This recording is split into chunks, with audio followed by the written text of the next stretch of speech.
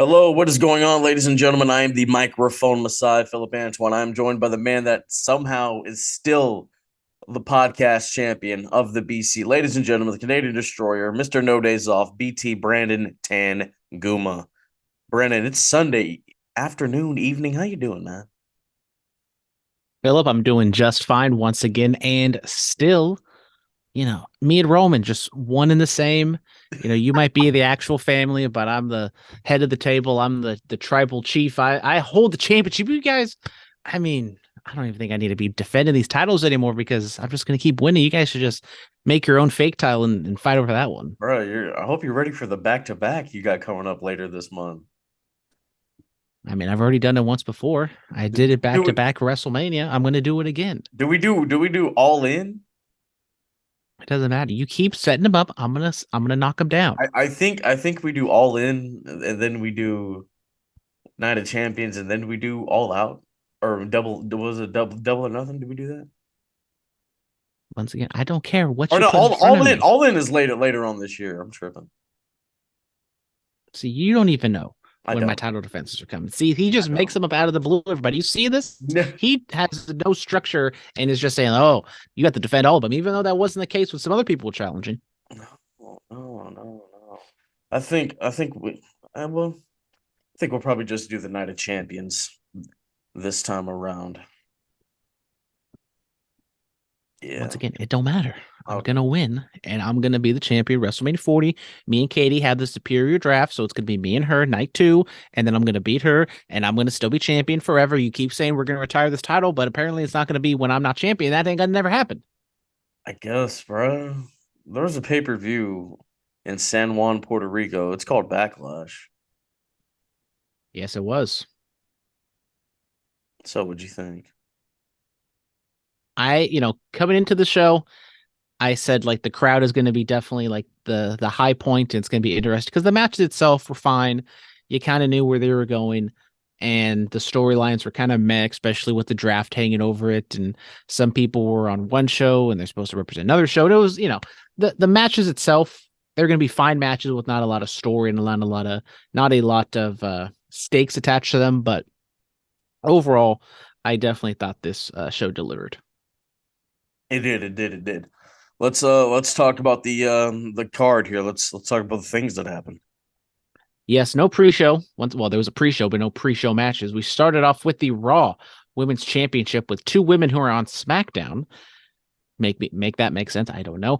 Bianca Belair defends against Io Sky. This match goes 18 minutes, and this is where we got a glimpse into what was going to be the rest of the show with a hot Puerto Rico crowd, and they popped big for both Io and Bianca Belair, but for whatever reason, they were vastly behind Io Sky, and they were booing every time Bianca did something, cheering whenever Io did something. We got the interference, as we thought, with damage control. Not a full blown distraction finish, but Bailey does figure into the finish as Bianca gets Yes, the win and retains. yes. The crowd was hot for EO. The genius of the sky is universal. That transcends in every language. Apparently, Bailey broke the internet because of the pants she wore. This was a fun match. This really was. The crowd was hot. These foreign crowds seem to get better and better wherever they go, whether it be Montreal or where they were for Clash at the Castle and this one. Um, yeah, it was good. It was good, wholesome fun. But hopefully now they see like what EO can truly do and what she brings to the table. Hopefully she does get that main women's championship run somewhere down the line. I absolutely love this match. I think just from pure technical wrestling, this was the best match on the card. I thought it was fantastic. Scary bump from Io when because she was working over Bianca's arm or shoulder, hand, whatever, and she was selling that, and she just did a one-armed military press, and Io just got spiked into the ground. But besides that, everything else was quite well. And I mean, Io is someone who I've had my eye on back in NXT, and she hasn't really gotten a fair shot, I think, on the main roster. And this was definitely like her biggest singles match to date. And she delivered. The crowd was behind him. I don't know what the story will be told later on, whether Io breaks off as a babyface singles, if they continue on with Damage Control for a little bit because it looks as though they are breaking it up. It's just a matter of how long this will go and who's going to come out of it which way. But I very much enjoy this match, and the crowd elevated it, but the women definitely did their part as well. It would help if I unmuted myself. I pulled a Brandon on, man. Yeah, well, yeah. No, they did. They did a tremendous job. I'm happy for them, and can't wait to see what they do next. Both women on SmackDown competing for the Raw Women's title. Yeah, I don't Yep. know. I don't know. I don't know how we get around the I hope they don't do the title swap. Honestly, just let them hold them until they drop them. Who cares? That's better than the title swap. I have no idea what they're gonna. I mean, they probably will just have some sort of awkward switch of the belts, Let's or not do maybe, that. they just get a Sharpie and color the back of the belt because that's really the only thing Or that we unify distinguishes and get them. one woman's champion? Maybe. But that means they have to be a free agent, just like Omos is, and Omos took on Seth frickin' Rollins in a singles match. This one goes 10 minutes, 30 seconds. Rollins gets the win, as he should have. This was a good Omos match, but it was still an Omos match. Look, when Omos kicked out of those 2 curb stomps, they had me believing, oh, they're going to do it. Triple H sees the vision. Triple H is an Homo sapien. Triple H is an homosexual. But no, it didn't happen. Seth Rollins once again gets a big win on pay-per-view heading into this world title tournament that we do have confirmation he will be a part of. We'll talk about the participants of that later on. But hey, good showing by Omos, but Seth gets the dubski. Match was fine. Omos, nothing too egregious on his end. Seth creating a lot of the movement, and the kick out after the 2 curb stomps I thought was a good moment, but they didn't overstay their welcome. Yeah, as I said, probably Omos's best match, maybe. I mean, it's kind of between that and the Brock match, but those are 2 very different matches. This was kind of like a straightforward, regular wrestling match. So, yeah, it was fine. Moving on, we had a triple threat match for the United States Championship. Austin Theory, Bobby Lashley, and Braun Strowman. This one only goes 6:50, shortest match on the card. And guess what happened? Austin Theory retained by stealing the pinfall.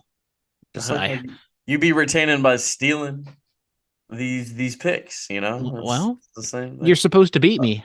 We don't need to talk about the fact that it was a 3-way tie, but you got to beat the champion to be the champion. One of these days, man. One of these days. Yes, 2 out of the 3 men in this match will also be in the World Heavyweight Title Tournament. Yeah, it was quick. It was chaotic. In and out. Austin Theory retains. He is still the United States champion. A-Town down in San Juan, Puerto Rico. Yeah, fine match. After the hot start of the women's match, the next 2 definitely was kind of like a come down, but both matches didn't overstay their welcome. Bronson Reed and Lashley got the big meaty men bump and meet spots.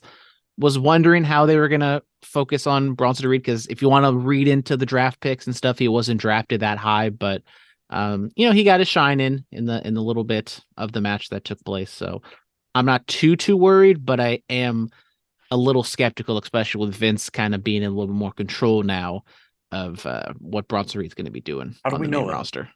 How do we know Vince is all the way in control? I didn't say all the way in control, but he's definitely has more say so than he has in the past few months. Do we know that for sure?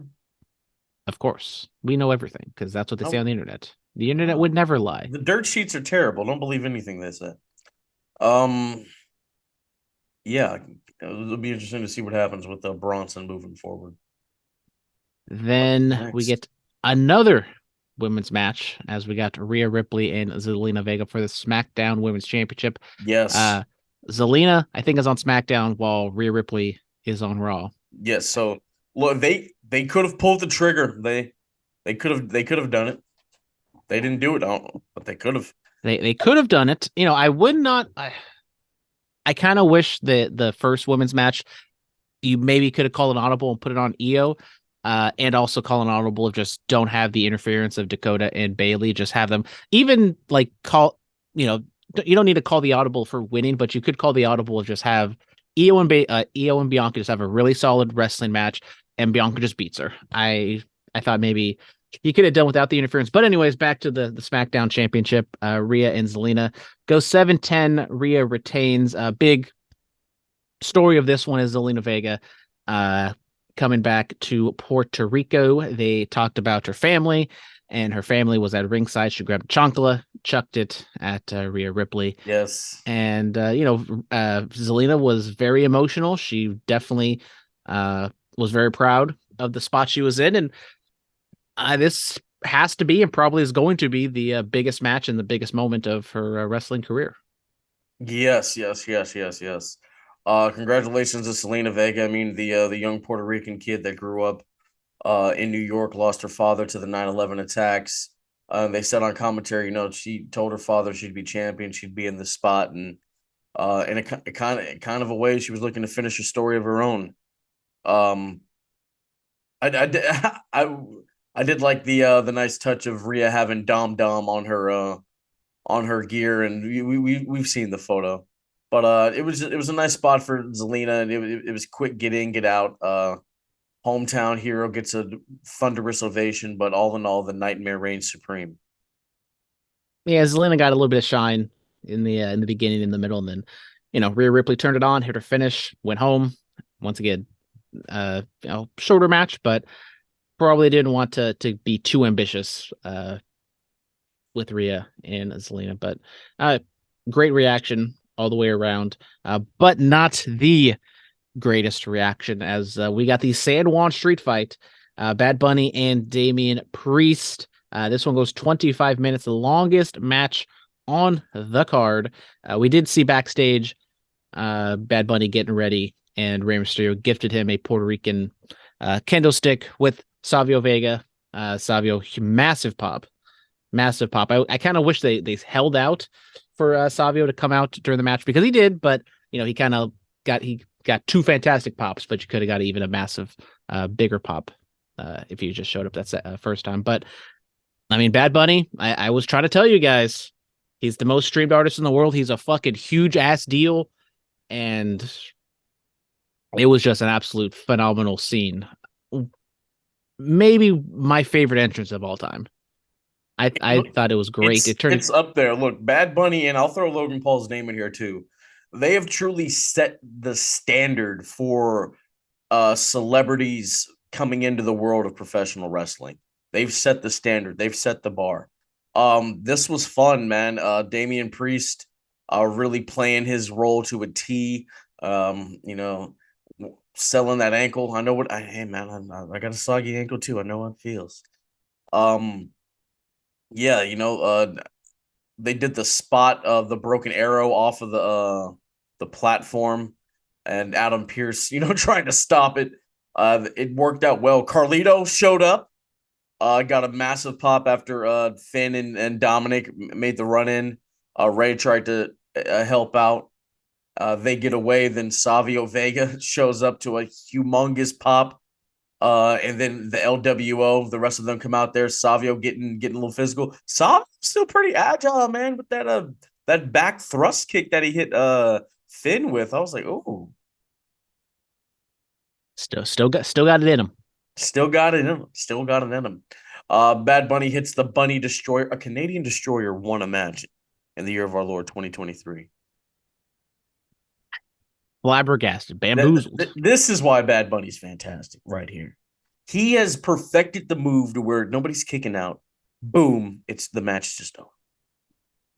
I great match. They told the good story of Damian Priest being in control of Bad Bunny. And he had the false finish of him hitting his finisher, and he could have won, but he didn't. So it wasn't, when it comes to those celebrity matches, you can always complain about, they're putting over the celebrity and stuff like that. But I thought, they protected Damian well enough. And there was, I kind of go back to the Triple H Sting fiasco with WrestleMania 31. I'm just all the moving parts and everything like that. And this one definitely was much better with the Carlito than Savio and then the LWO and just everything like that. I absolutely love this match. Once again, just the entrance of Bad Bunny was fantastic. The crowd singing his song, it, being younger, we don't know how it was back in the territory days, but I just kind of feel that that must have been how it felt, those local guys of just, the Von Erichs or Bruno Sammartino with all the Italians. Like that's just a insane reaction. And I Oh don't yeah, know if the you can Von ever get. Erichs down in Texas and whatnot. Yeah, yeah. We got a taste of the how it was to be in Puerto Rico a little bit with the main event. It got some color. Yeah, but I do think since I was wondering how each of the match, because it was kind of between the street fight and the Brock Cody match of what was going to be an event, and I know maybe talk about it at the end, but I felt as though with the finish and how everything played out, the Bad Bunny match should have been the main event. I felt like just it was a good happy ending. All the Puerto Ricans together in the ring waving the flag, and that was a perfect way to send it off. But that's not the way they did it. No. Before we get into it, I said, after Cody lost to Roman that he was going to have the 2012 John Cena run, go on to wrestle Brock after you lose to a member of the dynasty. And I was rewatching Extreme Rules 2012, and I'm like, well, John beat Brock here. Is Cody going to do it? And he did. It was done better than the way John did it, but it happened. Cody Rhodes and Brock Lesnar were the main event. What's the time on this one? That was 9:40. But how could you forget the 6-man tag of the Bloodline and Riddle and Kevin Owens, Sami That's Zayn? that's right. That's right. The penultimate match, my The friend. penultimate match. This match could have just been on Raw. They're in a tough spot trying to follow that Bad Bunny match, but it Some was a good storytelling on match. here, man. Yeah, it was a good match. Maybe he could have shaved a little bit of time off of it. But it was fine. And the storytelling of Solo almost spiking Jay, right? Yes. So they're gonna revisit that on SmackDown, I presume. But the Bloodline gets the win, pinning Matt Riddle. Yeah, it was a fine match. Kevin Owens, the same thing, kind of got the fuck out of there. So Riddle was just kind of all alone and take the pinfall loss. But Yes. it looks as though we're still gonna get some Usos and KO Sammy matches down the line because they did say that since they are the undisputed champions, they could be on both brands, even though they were drafted to Raw. But Yeah. So once they lose the titles, they will exclusively be the Monday Night Raw. yeah, except for the other free agents like Omos and Cedric and Yeah. Well, they're free. Shelton, They're free agents. It's because they different. definitely deserve to be free agents. Look, I'm sure MVP put in a good word for Cedric and Shelton and Always Omos. look out for your boys. Always look out for the boys. Exactly. Now the main event. Now the main event, because that 6-man tag could have just been on Raw. Yeah, Cody Rhodes defeats Brock Lesnar. 9:40 is the time on the wiki. We got some color. We got a Cody Rhodes doing a weird, awkward bushwhacker walk around the ring. I don't know what the hell was going on there. And we got a Hold on. The internet had a field day with that walk. He has the white man. Why I oughta just he has that's pants pulled up to his nipples, just walking with a purpose. you kids get off my lawn. Oh man. Why I oughta that was funny. Yeah. Cody doing a tope to before the match even starts, just grabbing weapons and assaulting Brock. Yeah. People give Brock crap for the style he wrestles and everything like that. But if he likes the guy and he is motivated and wants to do something, then he will, give you some and respect you. And this is what he did with this match with Cody. He gets blood. Still kind of up in the air for whether it was, accidental hard way or on purpose hard way, or there was blade or whatever the case may be. But it was a nice touch. You get a little taste of the bloody Puerto Rican wrestling scene. Surprised Cody didn't get some color. Yeah, but he was probably real jealous that Brock was able to do it. But I mean, it's Brock Lesnar. You're gonna tell him no. Yeah, that's right. That's right.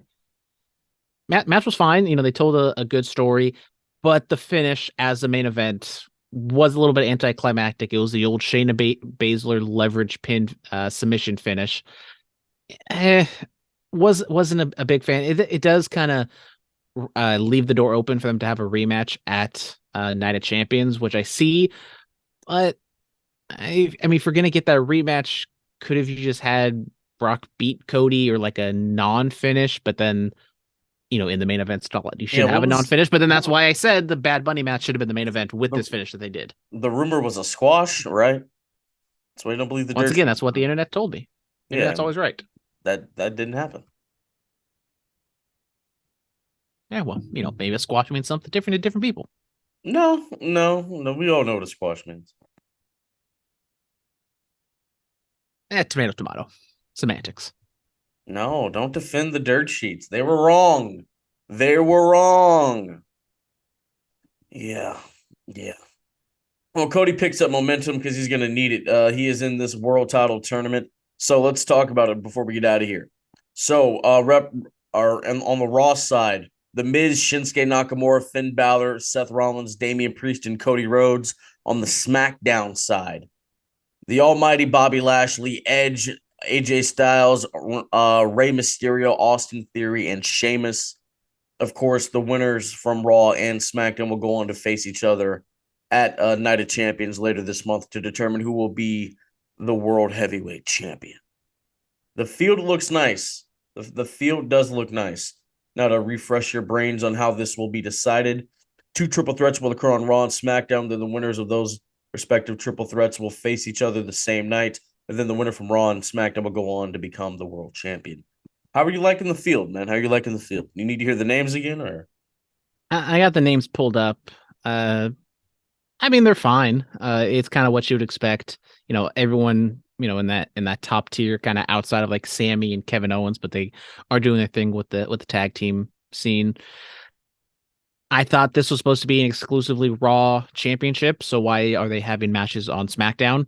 Makes absolutely zero sense to me. But what? Well, the SmackDown person wins, and they get traded over to Raw. But the whole point was the title is supposed to be exclusive to Raw. So why are you going out of your way to have SmackDown people in the in the tournament? It's exclusive to whatever brand Roman Reigns wasn't going to be on. So I'm sure which is Raw. Yeah, so I'm sure they probably. So people who are on SmackDown should go after Roman Reigns' title and not after the World Heavyweight Championship. You're not letting me finish. They drew this up before the draft. And, you got to roll with the punches. Some people might get drafted to the other show. Okay? Now, this is the predicament we're in.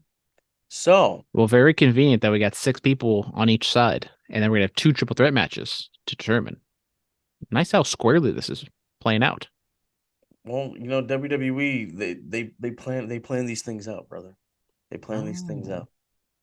Now, it's unfortunate that half the side is on SmackDown, but it's okay. Whoever, if a SmackDown person wins this, then they will be traded over to Monday Night Raw. Now, if a Raw person wins it, then then that's that. Cody Rhodes should be nowhere near this title tournament, but he is. I would assume with the finish that Brock Lesnar gets involved some which way to interfere and kind of that's how Cody loses, and that's how Cody gets sidetracked and has a match with Brock at Blood Money. We don't have the actual triple threats, right, in terms of who's facing whom? No, I don't think. I think I could see it being like Cody, Miz, and Finn, and then Shinsuke, Rollins, and Damian, and then obviously you have Rollins and Cody. You revisit that. I'd have Rollins go over Cody. And then on this other side, I could see, you know what? I'm trying to. Lashley and Theory just had a triple threat with each other, so keep them apart. You could do probably Styles, Edge, and Lashley. Edge and Styles can kind of call back to some of the matches they had when Edge turned and started the Judgment Day. You do Theory, Sheamus, and Mysterio. That'd just be an interesting contrast of styles. I would say Seth is probably my favorite right now to win it all. If I'm going to set up, 2 singles matches, and maybe say like Seth and Shinsuke, but I don't know exactly what they're trying to do with Shinsuke. Maybe, keep him protect. Well, I don't know. Who cares? It's the World Heavyweight Championship. And then on SmackDown side, I like Edge just because he does have that lineage with the original, or I guess the second iteration of the world heavyweight titles to maybe Well, have like Edge and AJ. well, no, I mean Ray and Sheamus do too. Yeah, but I feel like if you have to pick one, I think Edge is like the most out of those in there. That's true. We'll see. We shall But see. you know, it's a fake championship because and they are still calling him the undisputed WWE World Heavyweight Champion or World Universal Champion, even though it's not undisputed when there's another world championship out there in the It is ecosystem. undisputed because he has two. And that's not how undisputed works But that's how it works today. right now. Because Look, let my family have this, bro. Calm down. Let your us have. family. Yes, It's yes. not what I'm hearing. Hey, what you talking about? We're gonna be done. We're gonna be done with this podcast. Thank you guys. We'll be back Thursday. Yeah, we'll be back Thursday. Thank you guys so much. You all know where to find us. Be safe and stay dangerous. Yes, sir.